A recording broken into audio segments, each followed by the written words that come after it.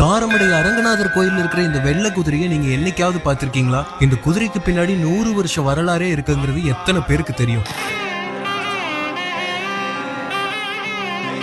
கிட்டத்தட்ட 138 வருஷத்துக்கு முன்னாடி நடந்த உண்மை சம்பவம் இது. கோயம்புத்தூருக்கும் மேட்டுப்பாளையத்துக்கும் நடுவுல ரயில் பாதை அமைக்கிற வேலைகள் அப்போ போயிட்டு இருந்துச்சு. அப்போ பிரிட்டிஷ் ஆட்சி இருந்ததால என்ஜினியர் அதிகாரிங்கன்னு எல்லாருமே ஆங்கிலேயர்களா இருந்தாங்க. காரமடையில அரங்கநாதர் கோயிலுக்கு பக்கத்துல ரயில் பாதை வர மாதிரி ஒரு என்ஜினியர் பிளான் பண்ணி இருந்தாரு. காரமடை மக்கள் இதுக்கு எதிர்ப்பு தெரிவிச்சாங்க. ஆனா என்ஜினியர் மக்கள் கோரிக்கையை காதலியே வாங்கிக்காம இங்கதான் டிராக் வரும்னு பிடிவாதமா சொல்லிட்டாரு. அன்னைக்கு ராத்திரி என்ஜினியர் தூங்கும் போது அவரோட கனவுல அரங்கநாத பெருமாள் ஒரு வெள்ளை குதிரையில வந்து கோபமா என்ஜினியர் 2 முறை சாட்டையால அடிச்சிருக்காரு. கனவு கலைஞ்சு தன்னோட தப்ப உணர்ந்தாரு என்ஜினியர். எழுந்து அரங்கநாத பெருமாள் கிட்ட மன்னிப்பு கேட்டிருக்காரு. பொதுமக்கள் கிட்டையும் தான் கண்ட கனவை பத்தி சொல்லிட்டு பின்னாடி ரயில் பாதையை வேற பக்கம் மாத்தி போட வேலைகளை ஆரம்பிச்சாங்க. தன்னோட தப்ப உணர்ந்த அந்த வெள்ளக்கார என்ஜினியர் தன்னோட சொந்த செலவழியே மரத்தாலான ஒரு வெள்ளை குதிரையை கோயிலுக்கு அன்பளிப்பா கொடுத்திருக்காரு. அன்னைக்கு இருந்து இத்தனை வருஷமா தேர் திருவிழா வர ஒவ்வொரு வருஷமும் அந்த ஆங்கிலேயர் கொடுத்த வெள்ளை மரக்குதிரை மேல அரங்கநாத பெருமாள் எழுந்தருளி பரிவேட்டை உற்சவத்துக்கு திருவீதி உலா வர்றாரு. 100 வருஷத்துக்கு மேல ஆகியும் இன்னைக்கும் கோயிலுக்குள்ள கம்பீரமா இருக்கு இந்த வெள்ளை குதிரை.